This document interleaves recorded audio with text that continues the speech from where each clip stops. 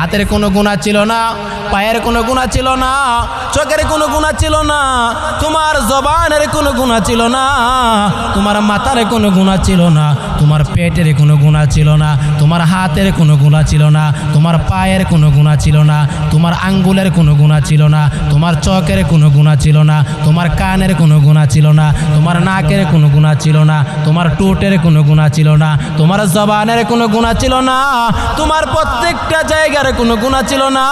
তোমার এমন কোনো জায়গা নাই জন্মের সময় যে জায়গাটা পবিত্র ছিল না, সব জায়গাগুলা পবিত্র ছিল, কোনো জায়গার গুনাহ ছিল না, কোনো জায়গার অপরাধ ছিল না।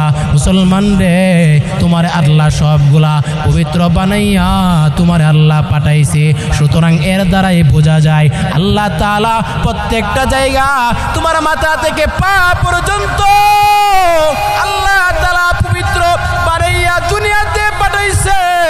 এইগুলা আল্লাহ তাআলার পক্ষ থেকে নিয়ামত দেয়া দেয়, আমানত স্বরূপ দেয়া দেয়। আল্লাহ বলেন, বান্দা এইগুলাকে তুমি পরিশুদ্ধ রাখবা, এইগুলাকে তুমি পবিত্র রাখবা, এইগুলাকে অপবিত্র করবা না। জবানকে পবিত্র রাখবা, তোমার চোখকে পবিত্র রাখবা। এ বান্দা, চোখের মাধ্যমে গুনাহ করবা না, চোখের মাধ্যমে জিনা করবা না, চোখের মাধ্যমে অপরাধ করবা না।